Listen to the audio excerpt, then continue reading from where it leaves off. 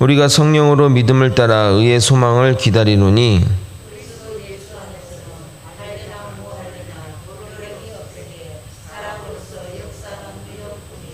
너희가 다름질을 잘 하더니 누가 너희를 막아 진리를 순종하지 못하게 하더냐. 적은 누룩이 온 덩이에 퍼지느니라.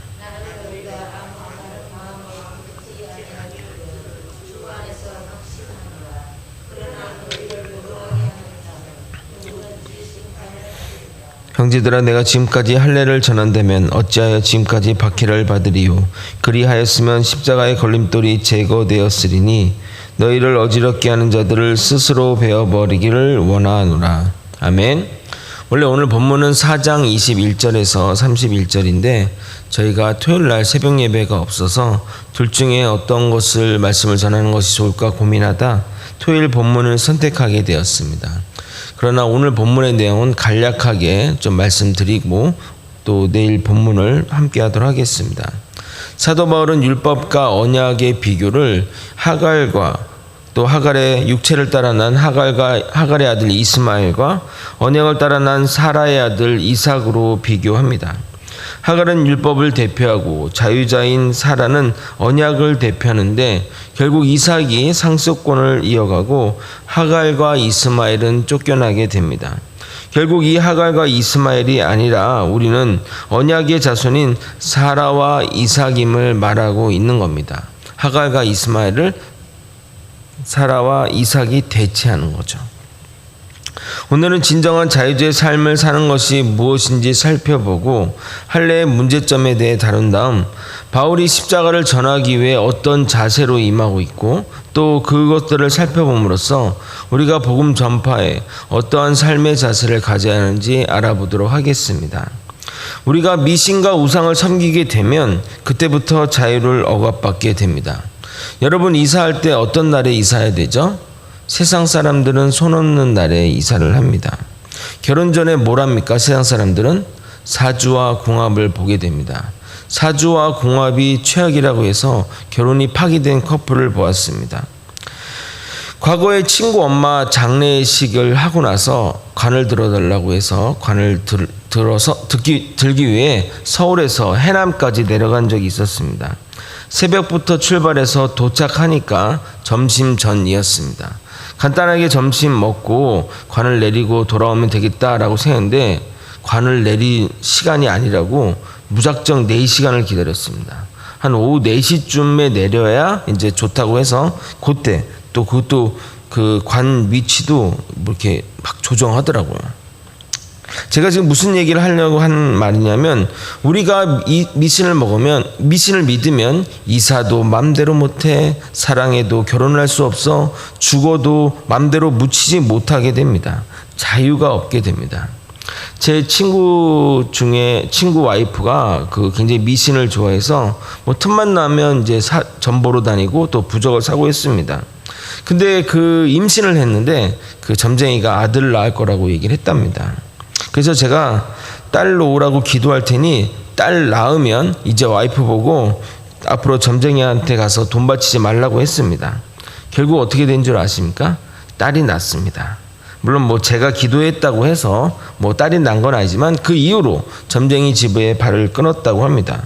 제가 그 이후에 또 교회를 다니게 되었다니 하나님이 역사하신 것이 아닌가 생각이 됩니다. 무속신앙의 기본은 인생은 정해진 길로 간다는 운명론적 사고방식을 따릅니다. 그래서 몇 월, 며칠, 몇 시에 태어난 사람은 이런 운명의 길을 간다고 말하는 겁니다. 그러나 기독교는 운명론적 세계관이 아닙니다. 우리에게 자유의지를 주셨고 그 결정에 따라 우리의 미래가 바뀌게 됩니다. 우리는 자유자입니다. 스스로 과거의 종이 되었던 시절로 가는 어리석음을 버려야 합니다.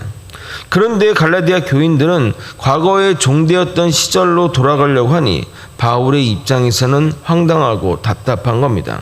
그래서 사도 바울은 이 5장 1절에 이렇게 이야기하는 겁니다. 5장 1절 한번 같이 한번 읽어볼까요?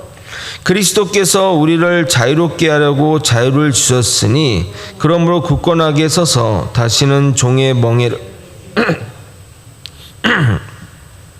사도 바울의 입장에서 율법으로 돌아가는 것은 종의 멍에를 다시 매는 것이라고 합니다. 왜냐하면 율법을 지키기 시작하면 매이게 되기 때문입니다.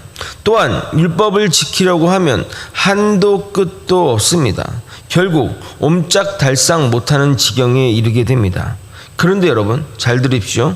우리도 율법을 지켜야 됩니다. 율법을 맘대로 지키거나 안 지켜도 되는 것이 절대 아닙니다. 그러면 우리도 율법을 지켜야 하고 그들도 율법을 지킨다고 하면 그들과 우리의 차이가 무엇이냐고 물어볼 수 있습니다. 지키는 목적에서 차이가 나게 됩니다. 그들은 구원받기 위해 율법을 지키려고 하는 겁니다. 그러나 구원은 예수님의 공로로 이루어진 것이기에 율법을 지킨다고 되는 것이 아닙니다. 그럼에도 그들은 그 말을 믿지 못하고 행함으로 이루려고 하니 자꾸 수렁에 빠지게 되는 겁니다. 그러므로 율법을 지키는데 기쁨이 없고 구속과 의무만 남게 되는 겁니다. 제가 갈라디아 서론할 때 구원론을 가지고 사이비 이단들이 장난을 친다고 말씀드렸습니다. 그들은 우리의 행위가 구원을 연관되어 말하기 때문에 우리는 항상 이런 것에 걸려들게 됩니다. 우리의 행위로 구원을 바라보면 우리는 언제나 부족함을 느끼게 됩니다. 제가 한번 질문 드려보도록 하겠습니다. 여러분 오늘 죽어도 하늘나라 간다고 확신하십니까? 당신의 믿음이 구원받을 만한 믿음이라고 확신하십니까? 구원받은 믿음이십니까? 물어보면 여기 계신 10분 중에 당당하게 네, 저는 구원받을 만한 믿음이 있습니다 라고 말할 분은 한 분, 두 분밖에 없습니다. 네라고 말한 분들도 약간 쑥스럽습니다. 왜냐하면 행위로 보면 내가 정말 구원받을 만한 믿음이 있는가? 내가 정말 그렇게 오늘 당장 죽어도 하나님 나라 갈 수 있나? 이렇게 부족하기 때문입니다. 사이비 이단들은 이것을 파고듭니다. 여러분 그렇게 살아서는 결코 구원받지 못합니다. 예수님은 우리를 위해 십자가에서 죽으셨는데 당신은 무엇을 했습니까? 열매로 안 당하는데 열매가 있습니까? 그들이 하는 말 들으면 다 성경적인 말이에요. 등등 이렇게 묻기 시작하면 답이 할 게 없기 때문에 마음이 점점 급해지기 시작합니다. 나는 구원받지 못할 존재인가? 그렇게 생각하면서 정말 무언가 보이는 행위로 집중하게 됩니다. 청년들이 시험 기간에도 전도를 위해 신천지 행사나 집회를 가고 본인은 삼각김밥을 먹으면서 월급이나 용돈을 갖다 바치는 이유는 무언가 행위로 증명하려고 하기 때문입니다. 거기다가 그들은 그 구원에다가 시간과 숫자를 갖다 붙입니다. 14만 4천에 들어야만 구원이 되는데 얼마 남지 않았다.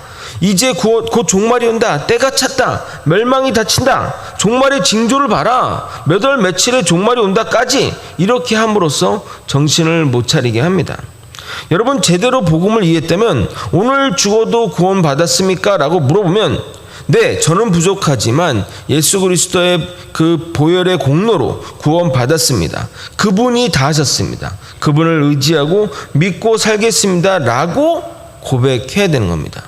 우리의 구원은 창세전에 그분의 뜻 안에서 결정되었기에 내일이든 종말이든 나중이든 언제든 상관이 없는 것입니다. 아멘. 사도 바울은 갈라디아 교인에게 유대주의자들의 꿰매 빠져 할례를 받으려는 행위에 대해 지적하게 됩니다.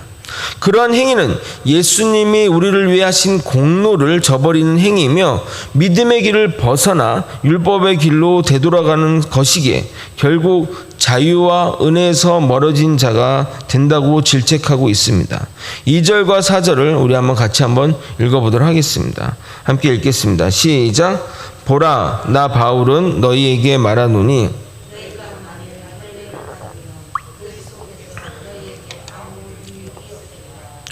내가 할례를 받는 각 사람에게 다시 증언하노니 그는 율법 전체를 행할 의무를 가진 자라. 율법 안에서 의롭다함을 얻으려는 너희는 그리스도에게 끊어지고 은혜에게서 떨어진 자도다. 아멘. 그럼 여러분 이런 생각을 또 할 수 있습니다. 할례는 나쁜 것인가? 할례를 하라고 하나님이 명령하셨는데 나쁜 것을 명령하신가? 이런 생각을 할 수 있습니다.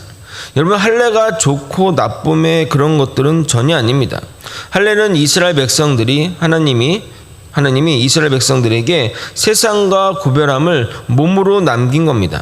그래서 세상과 벗하지 말고 하나님과 말씀과 벗하며 남기라고 하라고 몸에 남긴 표식입니다. 나쁘고 좋고 그런 가치의 판단의 기준에 있지 않습니다. 굳이 판단하자면 하나님이 하신 것이기에 좋은 것입니다. 그러나 목적이 어디 있느냐에 따라 좋고 나쁨이 결정이 되는 겁니다. 행위로 구원을 얻고자 할례를 받은 것이라면 무익한 것이며 그 할례로 인하여 율법의 굴레를 뒤집어쓰며 살아야 하기에 나쁜 도구로 쓰임받게 되는 것입니다. 우리는 목적을 보고 판단을 해야 됩니다. 도구는 도구일 뿐입니다. 만일 어떤 분이 선한 일을 하고자 한다면 참 그것은 그 자체로 칭찬받고 좋은 일이지만 그것이 사람의 인정을 받기 위해서 한 목적으로 한다면 결코 좋은 일이 아닌 겁니다. 과거 어느 교회에서 전도 폭발이라는 그런 프로그램을 하면서 전도 1등하는 사람에게 시상을 걸었다고 합니다. 처음에는 뭐 냉장고, 뭐 세탁기 이런 걸로 출발해서 어느 해에는 장로님이 통 크게 쏘셔서 헌신해서 자동차를 걸었는데 그때 정말 난리가 났다고 합니다. 결국 백 몇 명을 전도하신 분이 자동차를 타갔는데 5년이 지나자 전도한 사람 한 명도 남지 않고 자동차 타신 그분도 교회를 나오지 않는다고 합니다. 목적이 전도 좋은 거잖아요. 전도가 나쁜 겁니까? 근데 목적이 다른 목적이라면 그것은 의미가 없는 겁니다. 열매를 맺을 수가 없는 거죠. 그래서 사도 바울은 이렇게 말합니다. 이해를 돕기 위해 제가 세번역으로 6절을 한번 읽어드리도록 하겠습니다. 그리스도 안에서는 할례를 받거나 안 받는 것이 문제가 되는 것은 아닙니다. 가장 중요한 것은 믿음이 사랑을 통하여 일하는 겁니다. 예수님 안에서 할례를 하든 안 하든 그건 상관이 없지만 이 할례를 받겠다는 것은 행위로 구원을 받겠다는 것이니 무의미하고 예수를 부정하는 것으로 나아가니 문제가 되는 겁니다. 도구가 잘못이 아니라 목적이 잘못된 것입니다.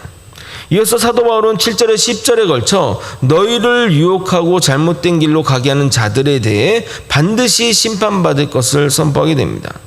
이어지는 11절은 좀 난해한 구절이라 자세히 한번 다뤄보도록 하겠습니다. 먼저 제가 여러분의 이해를 돕게 현대인의 성경 버전이 조금 쉬운 버전이에요. 좀 이렇게 참 이 현대인의 이해하기 쉬운 버전으로 했다고 해서 현대인의 성경 버전으로 하는데 이 버전을 읽어도 어렵습니다. 제가 11절 읽어드리겠습니다. 형제 여러분, 내가 아직도 할례를 전하고 있다면 왜 핍박을 받겠습니까? 그것이 사실이라면 그리스도의 십자가가 걸려 넘어지게 하는 장애물이 되지 않을 겁니다. 위에서 말한 대로 할례를 받든 안 받든 구원에는 전혀 상관이 없습니다. 그런데 유대인에게는 그 할례가 생명과도 같은 겁니다. 그들의 정말 깊은 인식에는 할례는 하나님의 백성이 되는 조건으로 박혀 있기 때문에 할례가 필요 없다는 의견에는 결코 동조하기 힘든 겁니다. 이 설교를 쓰면서 예를 생각하면서 우리나라에 그런 것들이 있을까라고 좀 생각을 해봤습니다. 근데 요즘 하도 뭐 도덕이나 윤리가 흐려져서 딱 떠오르지 않지만 아마도 뭐 오랫동안 이런 인식은 가지고 갈 겁니다. 자식이 부모를 때리거나 부모가 자식을 죽이는 이런 폐륜에는 어떠한 사람도 동조하고 어떤 사람도 분노할 것입니다. 뭐 자식을 죽여도 돼 이렇게 얘기하는 상황이 결코 용납되지 아니지 않겠습니까? 제 말이 무슨 말인지 아시겠죠? 예, 그런 것이 누군가 괜찮다고 말한다면 여러분 모두가 다 발끈하실 것입니다. 그런데 바울이 복음을 전하는 이방인에게는 할례가 구원의 조건이라고 말하면 복음 전파에 큰 걸림돌이 되는 겁니다. 복음을 듣고 예수님을 믿었는데 이제 할례를 받으십시오라고 한다면 주저하게 된다는 겁니다. 복음 받아들이기를 거부한다는 겁니다. 그러면 바울의 입장에서 구원에 필요 없는 이 할례를 받으라고 해야 될까요? 안 해야 될까요? 이방인들한테 복음 전할 때 구원에 아무 조건도 이유도 없는 이 할례를 받으라고 해야 되나요? 안 해야 되나요? 바울의 입장에서는 그것을 얘기할 필요가 없는 겁니다. 바울은 그런 것들을 조건으로 걸지 않다고 한다는 겁니다. 그런 의미에서 사도 바울은 디도에게 할례를 시키지 않았습니다. 왜냐하면 디도를 할례를 시키면, 디도는 헬라인이거든요. 할례 시키면 그럼 상대방이 이럴 거 아니야. 쟤는 봐라, 너희들한테는 할례를 하지 않아도 된다지만 디도는 시켰지 않았냐 라고 오해되기 때문입니다. 그런데 여러분 그 또 디도 말고 또 바울의 또 수제자가 또 누구 있죠? 같이 이렇게 복음 전하는 한 명의 아들 같은 사람, 디모데가 있죠. 근데 디모데는 또 할례를 시켰습니다. 디도를 할례를 시키는 것은 이방인들이 할례의 구원이 조건에 착각할까봐, 그리고 또 대적자들의 지적거리로 삼지 않고자 할례를 시키지 않은 겁니다. 반면 디모데는 15장에 있는 그 예루살렘 회의를 거친 이후, 그러니까 공표했거든요. 예루살렘에서 할례는 조건이 아니다라고 공표한 이후에 디모데는 유대 사람을 대상으로 사역을 하기에 복음 전파에 용이하도록 할례를 시킨 겁니다. 왜냐하면 전통적인 유대인들은 할례하진 사람은 상종도 안 하기 때문에 그렇습니다. 사도행전 16장 3절입니다. 바울이 그를 데리고 떠나가고자 할새 그 지역에 있는 유대인으로 말미암아 그를 데려다가 할례를 행하니, 이는 그 사람들이 그의 아버지는 헬라인인 줄 다 암이라. 그러니까 바울의 행동은 복음을 위하여, 즉 목적, 하나님의 복음을 전파하는 목적을 위해서 행동을 한 것입니다. 그의 행동을 이렇게 표현할 수 있습니다. 고린도전서 9장 20절 23절입니다. 유대인들에게 내가 유대인과 같이 된 것은 유대인을 얻고자 하며, 율법 아래 있는 자들에게 내가 율법 아래 있지 아니하나 율법 아래 있는 자 같이 된 것은 율법 아래 있는 자들을 얻고자 하며, 율법 없는 자에게 내가 하나님께는 율법 없는 자가 아니요 도리어 그리스도 율법 아래 있는 자이나, 율법 없는 자와 같이 된 것은 율법 없는 자를 얻고자 함이라. 약한 자들에게 내가 약한 자가 된 것은 약한 자가 얻고자 하며, 또 내가 여러 사람에게 여러 모습이 된 것은 아무쪼록 몇 사람이라도 구원하고자 함이니, 내가 복음을 위하여 모든 것을 행하면 복음에 참여하고자 함이라. 아멘. 그러니까 사도 바울은 이 목적, 복음 전파의 목적을 위해서 그거에 그 사람에 맞춰서 하게 된 겁니다. 그래서 그 11절에 이 십자가의 걸림돌이라 하는 것은 십자가의 이 장애물, 십자가 때문에 자꾸 걸려 넘어지는 그게 되는데, 왜냐하면 이 예수님의 십자가라는 것은 인간의 모든 지혜를 무효하고 구원을 이룬데, 율법의 행위나 할례와 같은 이런 행함이 인간의 협력이 필요하지 않기 때문에 유대인들은 이 십자가가 불편한 겁니다. 걸림돌인 거죠. 십자가를 전하는, 십자가 때문에 할례나 이런 것들을 행할 필요가 없다고 하니까. 근데 만약에 사도 바울이 타협을 했다고 생각해 보십시오. 타협했다고. 십자가로 구원받는데 그래도 할례는 받아야 된다. 할례는 받는다. 이 조건을 걸었다면 십자가도 용납이 되었을 것입니다. 그 정도는 내가 양보할 수 있지라는 것이 되는 겁니다. 그럼에도 사도 바울은 십자가를 전했습니다. 그로 인해 모진 핍박을 받은 겁니다. 자신의 동족 유대인에게 말입니다. 그러나 복음이 아니면 결코 타협해서는 안 됩니다. 오직 십자가만이 구원의 유일한 방편이기에 바울은 온갖 핍박에도 불구하고 오직 십자가만을 전할 수밖에 없었던 겁니다. 12절, 너희를 어지럽게 하는 자들은 스스로 베어버기를 원하노라. 이에 스스로 결단하여 그것을 제하여 버리라고 촉구하는 겁니다. 말씀을 정리하겠습니다. 오늘도 좀 쉽지 않은 본문입니다. 결국 복음을 위해 모든 수고를 마다하지 않았던 바울처럼 우리는 복음 전파를 위해 모든 것을 바칠 각오를 해야 됩니다. 자존심도, 여러분의 생명도, 재산도 모든 것을 버려야 얻을 수 있습니다. 그러나 절대 버리지 말아야 할 것, 절대 타협하지 말아야 할 것은 복음의 십자가, 주님이 흘리신 이 보혈, 진리입니다. 우리는 이 진리에는 일절 타협해서는 안 됩니다. 쉬운 길은 없습니다. 편한 길은 결코 없습니다. 좁고 협소한 길이지만 그 길만이 구원의 길임을 믿으시길 바랍니다. 주님 따라 어떠한 희생을 해서라도 복음을 사수하며 나아가는 저와 여러분이 되시길 예수님의 이름으로 소망합니다. 기도하시겠습니다. 하나님 아버지, 사도 바울은 복음을 위해 아버지 그 구원받을 자들을 위해 갖은 노력을 했습니다. 그러나 아버지 결코 십자가에는 타협하지 않았습니다. 아버지 그것이 걸림돌이 될지라도 그리고 그것으로 인해 자신이 박해와 모진 고난과 핍박을 당할지라도 결코 십자가로 타협하지 않았습니다. 우리는 이렇게 진리를 사수하며 진리를 믿고 진리를 지키는 아버지 믿음의 사람들이 되어야 할 줄 믿습니다. 아버지 정말 이 믿음 안에 거하며 진리를 사수하며 그리고 구원받을 자를 위해서 아버지 모든 것을 헌신하며 나아갈 수 있는 믿음의 사람들이 될 수 있도록 이끌어 주시옵소서. 사랑이 많으신 예수 그리스도 이름으로 기도드립나이다. 아멘. 다 함께 주기도문으로